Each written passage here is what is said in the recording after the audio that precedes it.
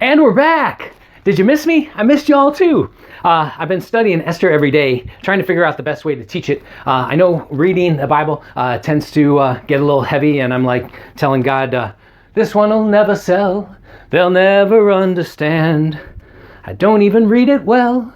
I try, but I just can't.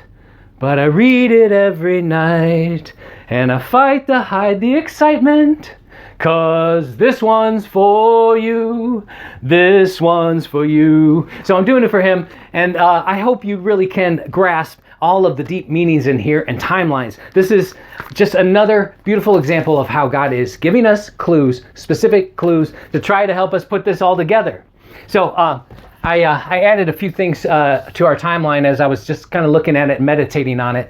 Again, our 7-year, 6-month timeline comes mainly from the story of David ruling over the small section of Israel called Judah, which means praise, and Solomon building the temple of God, taking 7 years and 6 months. For God to specifically label those time periods that we can verify has to have a meaning. So I'm looking at this, and all of a sudden it hits me. Well, 7 years is 7 sets of, 7 years. You got your 6 month, right? 6 months, 6 months, 6 months. Well, there's 15 sets of 6 months. 6 months is 180 days. There's 15 sets of 180. So the 15 judgment, the 180 meaning repent or turn back to. So in our 7-year and 6-month timeline, we have 90 months. 90 speaks of judgment. So we got 15 sets of 180. It's 90 months. It's 390 weeks.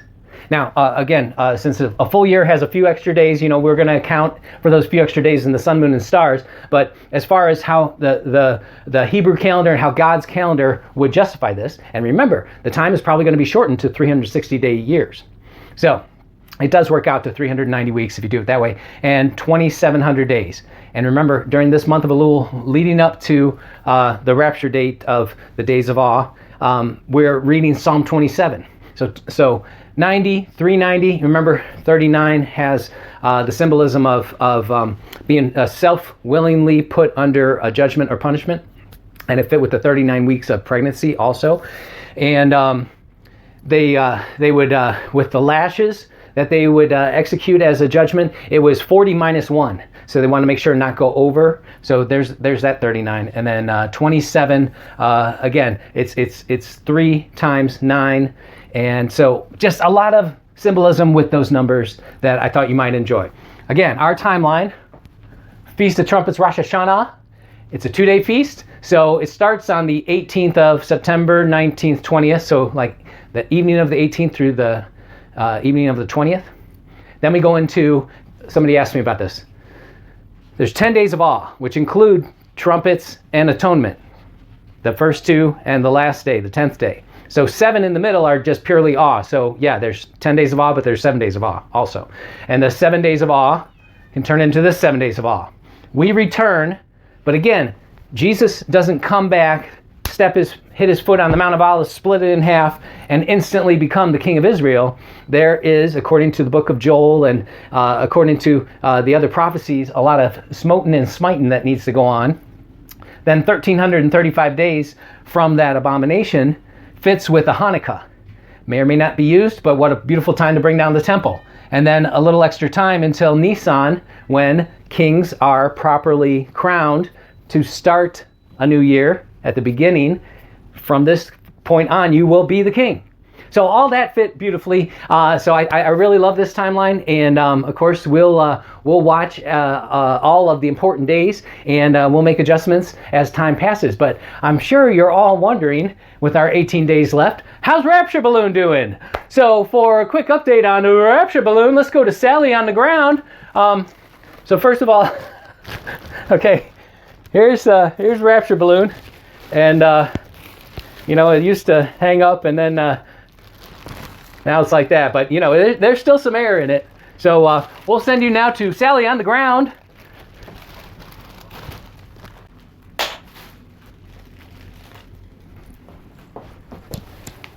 Hello. This is very professional newscaster Sally Brokaw, and we're here on the ground with Rapture Balloon, and Rapture Balloon is losing air continually, and I see that by projected outlook, we may be looking at about 18 days until Rapture Balloon is belly up.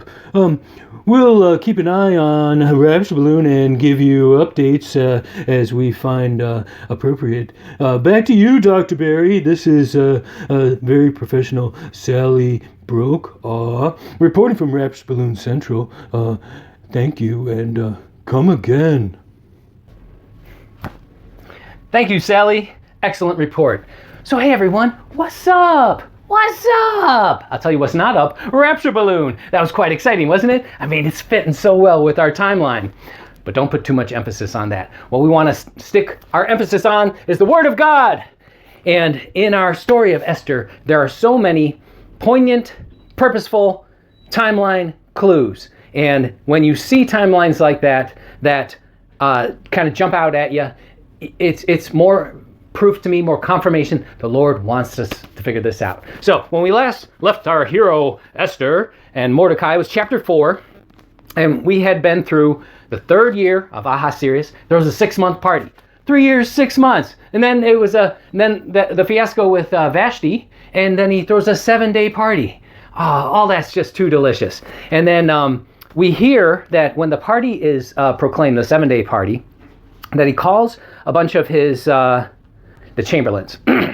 And so on the 7th day, when the heart of the king was merry with wine, he commanded the 7 chamberlains. And the first chamberlain's name is Make an Uproar. Rosh Hashanah is also known as the Day of Shouting. So interesting. And then Booty and Ass Driver and Gift of God and Official Eunuch, He that Beholds, and Dead Body. So a lot of symbolism in there, but the first name of the first chamberlain being me human, and being Make an Uproar, and this is known as Day of Shouting, the Day of Blowing, commotion, and it fits with 3 years, 6 months, starting a 7-day party. I don't know. If that stuff doesn't excite you, then maybe you're not into deep levels and stuff like that. But I sure love it. Okay, then we found out in chapter 3 that in the first month, that is the month Nisan. Okay, so he's like literally targeting the first month and month Nisan, so you have no mistake about it. In the 12th year, 12 always brings us back to the Hebrews and the understanding of what's going on with the Jews. They cast Pur for day to day, month to month, for 12 months. So the whole 12th year, from Nisan all the way to Adar, which he highlights. So again, being very specific about those months and what happens in those. So in Nisan, we got Passover. In the 10th month, that is when Hanukkah ends. And in Adar is when Purim is. And then what I suspect, when the 7-day party started, was during the Day of Shouting and Make an Uproar. Maybe, but we're not, what do they say, dogmatic about that. So let's go to the 5th chapter. Hey, let's see if we can knock this out, right? I'll try to upload it. If it happens, it happens. Otherwise, I'll chop it in pieces and send it to you. Well, I was going to make a reference to the concubine that the tribe of Benjamin. I don't think that's in good taste, no. Thank you that most of you don't know what I'm talking about. Okay. I'm sorry, YouTube frustrates me a little bit, if you could tell. Okay, and then right before we left off, our hero, Esther, she goes, now remember, this is in the 13th day of the first month, happens to be the 13th year that we can prove again, but it's the day before Passover. And Esther goes, after she finds out from Mordecai that what's going to happen, and she says, I'm going to fast for 3 days and 3 nights, and all of you do the same. Or on the 14th day, so she gets this news on the 13th day, and then there's all this commotion, and then she decides the next day she's going to go to see the king, and she says, if I die, I die. If I perish, I perish. So she's playing the part of Jesus, willfully putting her life down, like in Abraham and Isaac story, willfully doing it, even though it didn't happen, but she was ready to do it, to die for her people. That is the role of Jesus. She goes in on the 14th day, which is Passover, right? And she goes into a fast for 3 days, representing the death. And then she arises from the fast on the 3rd day, which would be the 17th of Nisan, same day that the ark came to rest on the mountains of Ararat, right? And then she goes before the king, and that's where we pick up our story. So Now, it came to pass on the third day that Esther put on her royal apparel. Third day, 17th. It's like a resurrection. It's like she's reborn, brought up from the grave in her new body. And her royal apparel, and stood in the inner court of the king's house, over against the king's house. And the king sat upon his royal throne in the royal house, over against the gate of his house. And it was so, when the king saw Esther, the queen, standing in the court, that she obtained favor. When Jesus rose out of the grave, he obtained favor of God. Obtained favor in his sight. And the king held out to Esther the golden scepter that was in his hand. So Esther drew near and touched the top of the scepter. So remember, Jesus rose from the grave on the 17th. He said, don't touch me yet. I haven't ascended to my Father. He ascends to his Father, touches, like the symbolism of touch the golden scepter, but he was reunited with the Father. Then said the king unto her, what wilt thou, Queen Esther? What wilt thou, Jesus? Up to half my kingdom, right? So, and that's going to represent us. It's going to represent the Jews. I mean, all this symbolism. Remember, each person in any story can play multiple parts, even in the same story. So right now here, the chief prince is playing God the Father, but before he could be playing Jesus, he could be playing the Antichrist even. And Esther answered, if it seems good unto the king, let the king and Haman come this day unto the banquet that I have prepared for him. And the king said, cause Haman to make haste, that he may do what Esther hath said. So the king and Haman came to the banquet that Esther had prepared. And this is, he's preparing the tribulation to invite in. Now Haman, definitely, he's representing the Antichrist. And the king said to Esther at the banquet of wine, what is thy petition? And it shall be granted to thee. And what is thy request? Even unto half thy kingdom it shall be performed. Then answered Esther and said, my petition and my request, if I have found favor in thy sight, O king, and if it please the king to grant my petition and perform my request, let the king and Haman come to the banquet that I shall prepare for them, and I will do for them tomorrow as the king has said. So, okay, if I found favor from what I'm doing, I'm going to invite you to another banquet, and we'll see if I find favor after the next banquet, after the next step of the plan, right? Then went forth Haman.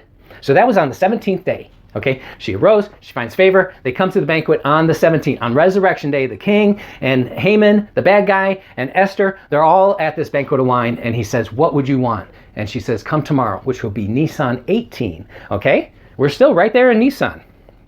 You got to pay attention to these dates. The count is a little tricky sometimes, but you got to read it over and over and write things down. Then went Haman forth that day, joyful and glad in his heart. But when Haman saw Mordecai in the king's gate, that stood not up, nor moved for him, he was full of indignation against Mordecai. Mordecai means warrior. Nevertheless, Haman retained himself. He's like, I'm having too good of a time, so not even you can ruin my day. And when he came home, he sent and called for his friends, the wise men, and Zeresh, his wife. And Zeresh means gold. So she's going to represent some wisdom, no doubt. So his friends are later called wise men, and his wife is gold. Wise men, gold, frankincense.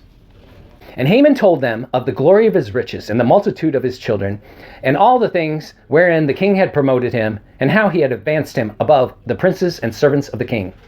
Haman said, moreover, yea, Esther the queen did let no man come in with the king unto the banquet that she had prepared, but myself, just the king and me. That's how important I am.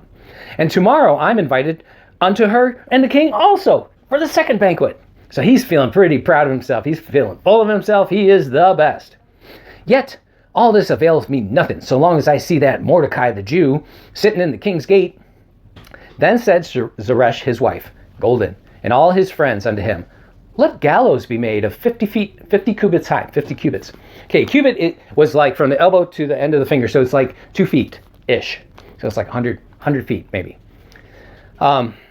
Cubits high, and tomorrow, on the 18th, at the second banquet, tomorrow speak thou unto the king and to Mordecai, that Mordecai may be hanged thereon. Then go thou in merrily with the king unto the banquet. And the thing pleased Haman, and he caused the gallows to be made. Dun, dun, dun. Chapter 6. On that night could not the king sleep. So this was the night of the 17th. There had been a quote-unquote resurrection, and Esther shows up, royal apparel. They have a banquet of wine, all this excitement. He's got another banquet tomorrow. The king couldn't sleep. So what does he do? He says, have somebody come and read the Chronicles to me. That always tickles me. I'm sorry. Because we know how exciting it is. And look, does this help the king sleep? Not at all. Woke him right up. On that night could not the king sleep, and he commanded to bring the book of the recordings of the Chronicles. And they were read before the king. And it was found written that Mordecai had told of Bigthana, and Teresh. And you remember, those names mean gift of God and firm and desire and like rock. So they represent Jesus. And remember, they were hung on a tree. So interesting story that had a complete twist of who the characters seemed to be. Bigthana and Teresh, two of the king's chamberlains, the keepers of the door, Jesus, who sought to lay hand on King Ahasuerus. And the king said, what honor and dignity has been done for Mordecai for saving his life, right? Then said the king's servants that ministered unto him, there is nothing done to him. And the king said, who's in the court? So this is nighttime. He's getting ready to go nighty-night. And he's like, wait a second, stop everything. Who's around? Night of the 17th. Who's in the court? Now, Haman, and now this might be after sunset on the 17th, so according to the Hebrew day, might be the morning of the 18th, but again, it's like 6 to 9 p.m. I digress. Now, and the king said, who's in the court? Now, Haman was come into the outward court of the king's house to speak unto the king about hanging Mordecai on the gallows. And the king's servant said, behold, Haman's out there standing in the court. And the king said, let him come in. So then Haman comes in, and of course, he's still feeling all top of the world, right? And he's got this big plan. And the king says unto him, what shall be done unto the man whom the king delighteth to honor? Now Haman thought in his heart, to whom would the king like to delight and honor more than myself? And Haman answered, the things that he would want, of course. He answered to the king, for the man whom the king delighteth to honor, let royal apparel be brought, which the king used to wear himself, and the horse which the king used to ride upon, and the crown royal be set upon his head. And let this apparel and horse be delivered to the hand of one of the king's most noble princes. So he wanted somebody really important to do this for him. And the king's noble princes, that they may array the man with all whom the king delighteth to honor, and bringeth him on horseback through the streets of the city, and proclaim before him, thus shall it be done to the man who the king delighteth to honor. Then the king said to Haman, make haste. Take the apparel and the horse that thou hast said to do, and give it to Mordecai the Jew. And you just know Haman went, and his chin dropped. Maybe I can find one of those cartoons where the chin drops all the way down to the ground.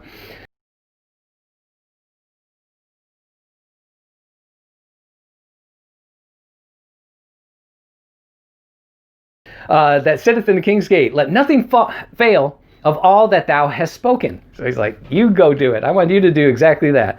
Then took Haman the apparel and the horse, and arrayed Mordecai, and brought him on horseback through the street of the city, and proclaimed before him, thus shall it be done unto the man whom the king delighteth to honor. So he's walking him along saying, thus shall be done whom the king delighteth to honor. And Mordecai's up there on the horse, and he's probably happy but humble. And old Haman, he's probably just, what do they call that kind of grin, where you ate something nasty? Dung eating, perhaps. And Mordecai came again to the king's gate, but Haman hastened to his house. So he brought him all the way around, and he's like, I'm out of here. He got out of there as fast as he could. And Haman told Zeresh, his wife, and all his friends the things that had befallen him. You wouldn't believe what happened to me today. The honor that I wasn't earned, that I thought I might get, I had to give to somebody. Then said his wise men and Zeresh, gold, his wife unto him, if Mordecai be the seed of the Jews, before whom thou hast begun to fall, thou shalt not prevail against him. They're like, you're dead, buddy. You got no chance out of this if he's really a Jew. You shalt surely fall before him. And while they were yet talking with him, came the king's chamberlains and hastened to bring Haman unto the banquet. So now we're on the 18th. And Esther had prepared. Chapter 7. Let's see if we can do it. Come on, people. So the king and Haman came to the banquet with Esther the queen.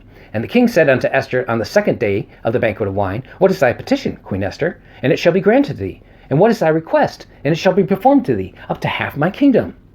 And Esther the queen answered and said, if I have found favor in thy sight, O king, and if it please the king, let my life be given. This is such a Jesus story. Let my life be given at my petition, and my people at my request. Let my life be given, and my petition, and my people at my request. For we are sold, and my people, to be destroyed, to be slain, and to perish. But if we had been sold as bondmen and bondwomen, if it was fair, if it was just, I had held my tongue, although the enemy could not countervail the king's damage. Then the king Ahasuerus answered and said unto Esther the queen, who is he, and where is this that durst presume in his heart to do so? And Esther said, the adversary, Satan is known as the adversary and enemy is this wicked Haman right here. at my party. And you could just imagine what Haman did. He might have wet his pants a little bit. And Haman was afraid before the king and the queen. And the king, arising from his banquet of wine in his wrath. Does that represent God the Father at that point, the banquet of wine, arising in his wrath? Perhaps. And he went out to the palace garden, and Haman stood up to make request for his life. Perhaps a peace deal to the Jews? To Esther the queen, for he saw there was evil determined against him. He knew he was in trouble. And the king returned out of the palace garden into the place of the banquet of wine, and Haman had fallen upon the bed whereon the queen was. Then said the king, will he force the queen also before me in the house? As the word went out of the king's mouth, they covered Haman's face. So they came with a black, cloth and put it over him to take him away. So a lot of symbolism there. He goes out to the garden. Haman tries to make peace with Israel. He falls on their bed, perhaps sitting in the temple. All these things could fit with this story. They covered Haman's face, and Harbona, which means ass driver, one of the chamberlains said before the king, behold, the gallows 50 cubits high, which Haman had made for Mordecai, who had spoken good for the king, standeth in the house of Haman. Just in case you wanted to know, there's a brand new shiny gallows hung up 50 cubits high, never been used. It stands at the bad guy's house that was trying to slander the guy that you just honored. And the king's like, what a good idea. Hang him on it. See, isn't the Bible fun when you understand? You just take your time and try to put the pieces together. So they hang Haman on the gallows that he had prepared for Mordecai. Then was the king's wrath pacified. Okay, we're at chapter 8. I'm going to turn off my camera in case this is all we get. But if not, we're going to come back and finish this. And we're back. Okay, chapter 8. On that day did King Ahasuerus give the house of Haman, the Jews' enemy, unto Esther the queen. So she got his house. He got hung on the gallows, and she got his house. And Mordecai came before the king. Mordecai, the uncle, warrior, came before the king, for Esther had told what he was under. So and then she finally says, and this is my cousin, who's like my uncle, who became my dad. We're both Jews. And the king took off his ring, which he had taken from Haman, and gave it to Mordecai. And Esther set Mordecai over the house of Haman. And Esther spake yet again before the king, and fell down at his feet, and besought him with tears, to put away the mischief of Haman the Agagite, and his device that he had devised against the Jews. Remember, it was decreed on the 13th day in the first month of the 13th year, so 1313, to kill all the Jews 12 months ahead. The decree was in Nisan 13, and it was to be executed on the 13th day of the 12th month, which is Purim. And they had cast lots all that year to come to those dates. Okay, so that plan was still, even though Haman's killed, that plan was still not gone. So that plan, because the king had wrote it in the book, still needed to be counteracted in somehow. So Esther spake yet again to the king, and fell down at his feet, and besought him with tears to put away the mischief Haman the Agagite and his devices had devised against the Jews. Then the king held out his golden scepter toward Esther. So Esther arose and stood before the king, and said, if it please the king, if I have found favor in thy sight, and the thing seems right before the king, and it be pleasing in his eyes, let it be written to reverse the letters, devised by Haman the son of Hammedatha, the Agagite, which he wrote to destroy the Jews, which are in all the provinces. So same thing's going to happen during the tribulation. They're appointed to death, but there's going to be some change, probably after this abomination that makes desolate, and there's going to be a new thing written to save all the Jews, the remnant, which we know happens in the book of Revelation. For how can I endure to see the evil that shall come to my people? Or how can I endure to see the destruction of my kindred? It's just not going to happen. Then the king Ahasuerus said to Esther, the queen, and to Mordecai the Jew, behold, I've given Esther the house of Haman, and him they have hanged upon the gallows, because he laid his hand upon the Jews. Write ye also for the Jews, as it liketh you, in the king's name, and seal it with the king's ring, for the writing which is written in the king's name, and sealed with the king's ring, may no man reverse. We just have to write something over the top of it that's even more powerful. A new covenant? Interesting. Then were the king's scribes called at that time in the 3rd month, which is the month Sivan, in the 23rd day. Okay, so we know that Sivan is the month of the Shavuot celebration. We figured out it was the 15th day of the 3rd month Sivan, Shavuot, not Pentecost, Shavuot. And we suspected that possibly it went from the 15th day to the 22nd day. We suspected that. We couldn't prove it, but that's what we thought perhaps would happen. So this happens in the third month on the 23rd day, right after what would have been the last day of that Shavuot. Is that a clue or a confirmation? It is to me, but I can't prove it to y'all, so I just wanted to point that out. And it was written according to all that Mordecai commanded the Jews and the lieutenants from the deputies and the rulers of the provinces from India to Ethiopia, 127 provinces. There's your 120 and your 7. That's why they're broken up. Unto every province according to the writing thereof, and unto every people after their language, and to the Jews according to their writing and according to their language. And he wrote in the king Ahasuerus' name, and sealed it with the king's ring, and sent letters by post on horseback to the riders, and on riders and mules and camels, and on young dromedaries. Wherein the king granted the Jews that were in every city to gather themselves together to stand for their life, and to destroy and slay, and to cause to perish all the power of the people and provinces that would assault them. So he said, I give you an official decree that you can fight back. And since we know God's with you, you guys are going to win. Both little ones and women, and take the spoil of them for a prey.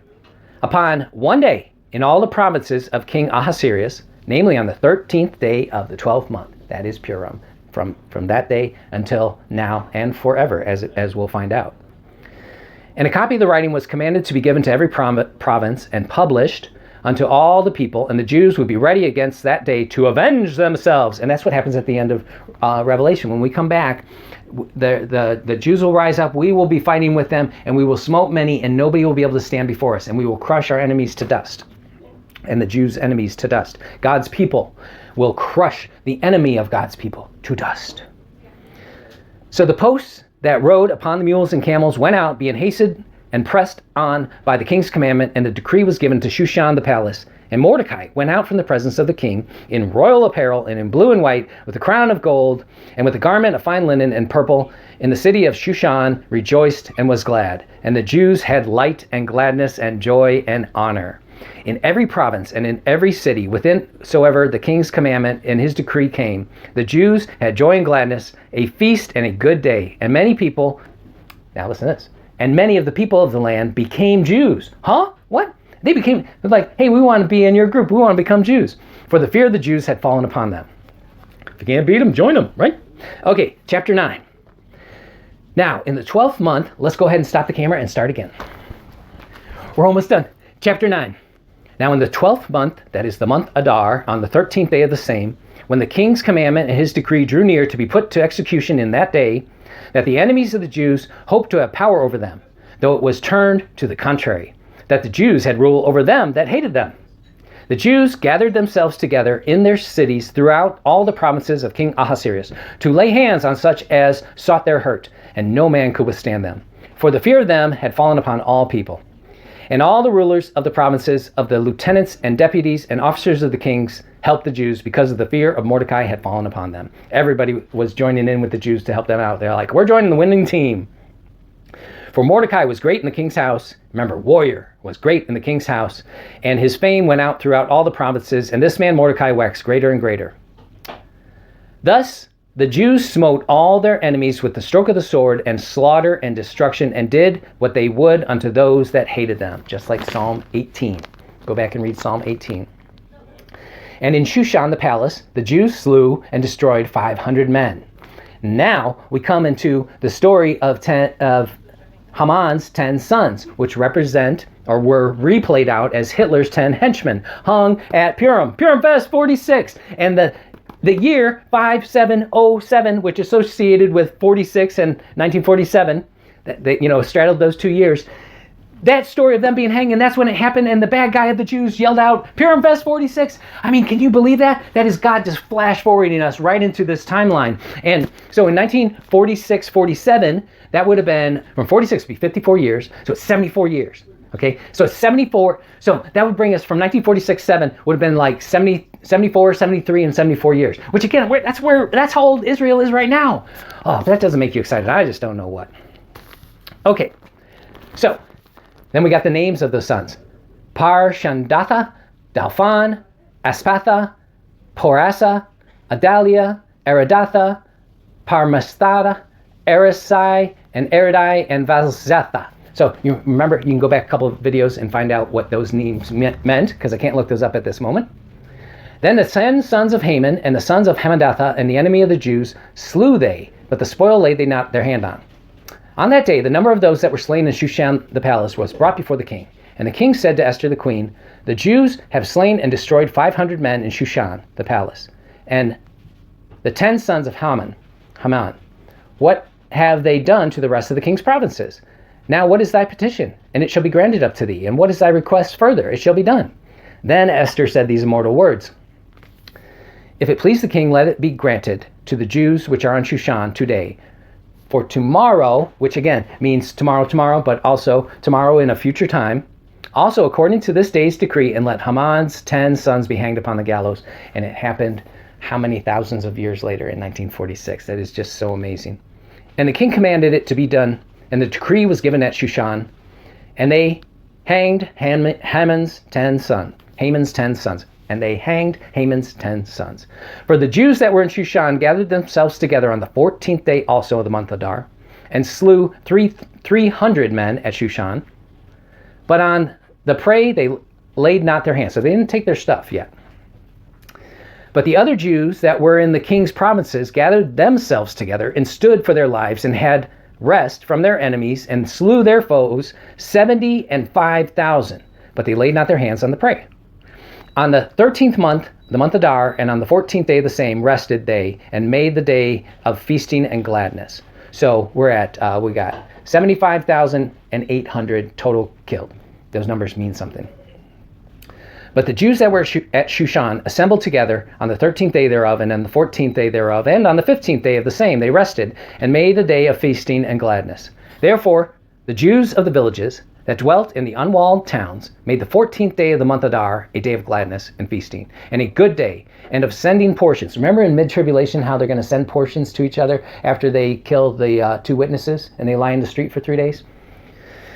And they're going to send portions one to another. And Mordecai wrote these things and sent letters unto all the Jews that were in the provinces of King Ahasuerus, both nigh and far, to establish this among them, that they should keep the 14th day of the month Adar and the 15th day of the same yearly, as the days wherein the Jews rested from their enemies, and the month which was turned unto them from sorrow to joy, and from mourning to a good day, that they should make them days of feasting and joy, and sending portions one to another and gifts to the poor.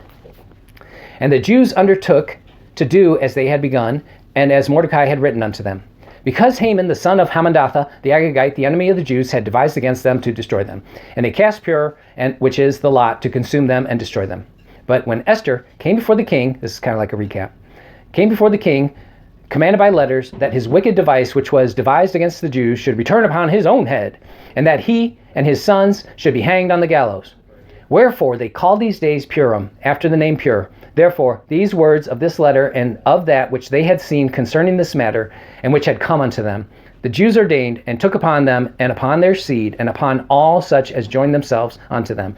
All of us, we have joined the Jews. And so it was not without fail that they would keep these 2 days according to their writing and according to their appointed time, holy convocation, holy dress rehearsal, according to their appointment with mankind, every year, forever, without fail, each generation. And that these days should be remembered and kept throughout every generation, every family, every province, every city, and that these days of Purim should not fail among the Jews, nor the memorial of them perish from their seed.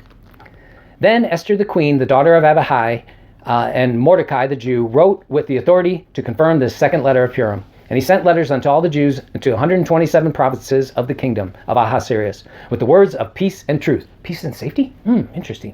To confirm these days Purim, and in their times appointed, the appointed time, holy convocations, according to Mordecai the Jew and Esther the queen had enjoyed them, and as they had decreed for themselves and for their seed the matters of the fastings and their cry.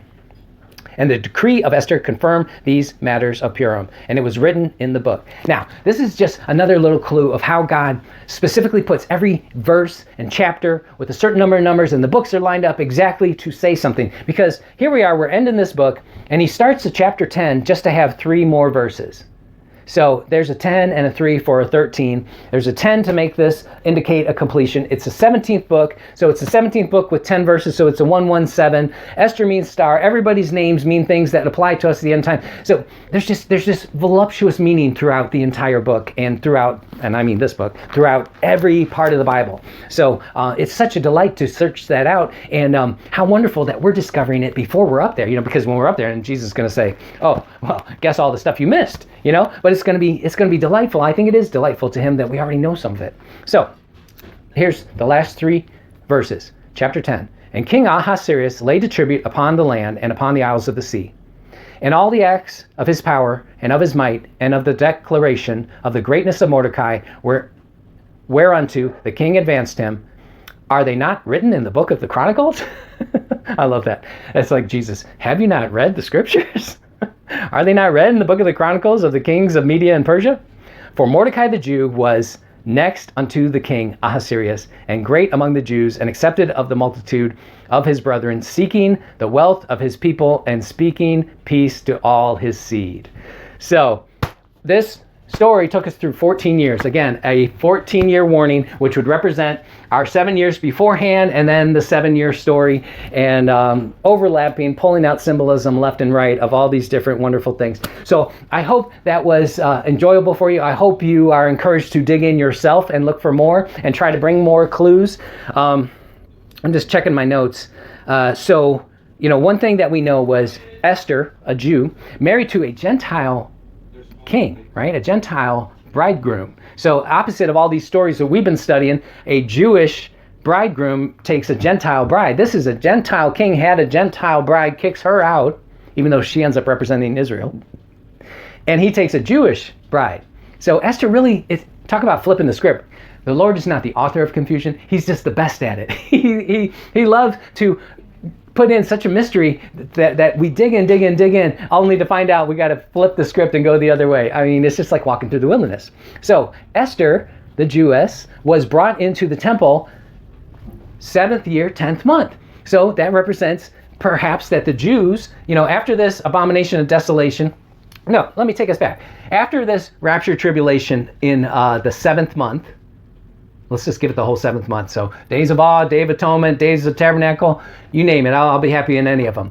But then with the Antichrist rising up to start the 7-year program that he is going to have control over, and signing that peace covenant, which is already out there. Again, he is going to strengthen the covenant. He's not going to create it. He's going to strengthen something that's already there. And we have an Abraham covenant, and we have a Noah covenant, and Noahide laws, and all these beautiful things. So one of the first things that's going to happen, he's going to say, build a temple. Because again, Satan wants the temple himself. You got to remember that. So he's not like doing a big favor for the Jews, but like we just saw in the story, he does want to make peace with the Jews. So wouldn't it fit perfectly for 2.5 months? That brings us to Hanukkah, and Hanukkah starts on the 24th day of the 9th month and goes to the 1st day of the 10th month. So that was in the book. So somebody said online that because they have everything ready, they could snap that together like a box of Legos and have that temple ready in 2.5 months.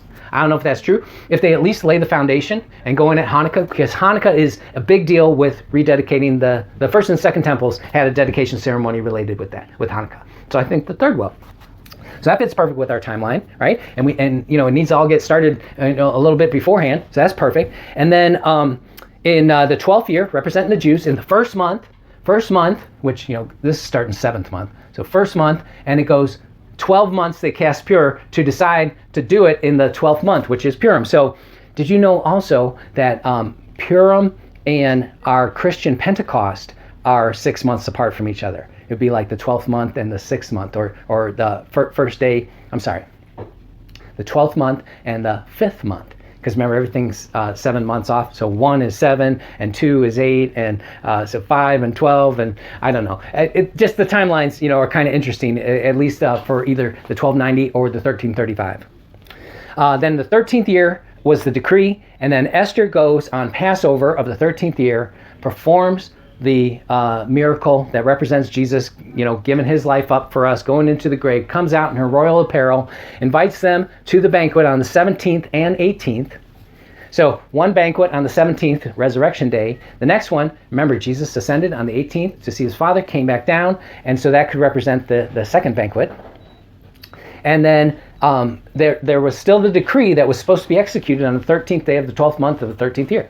So again, there's a year ahead of prep time where they're writing the letters to override it, not reverse it, but to override it with a better one, that they will come and rise up against the enemy. So just a lot of delightful symbolism. We'll never stop. We'll never give up. Everything does seem to be fitting together. And I got my trumpets. I sure hope I can fit all this. All right.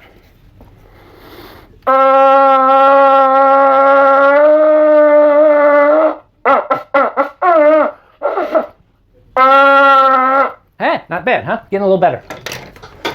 All right.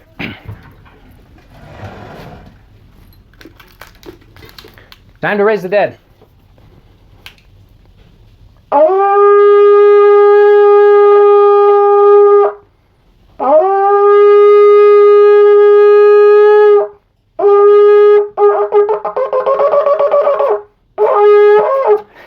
Hey, that's not bad progress, right? Okay, plus this thing's really cold. I think it works a little better when it's warmed up.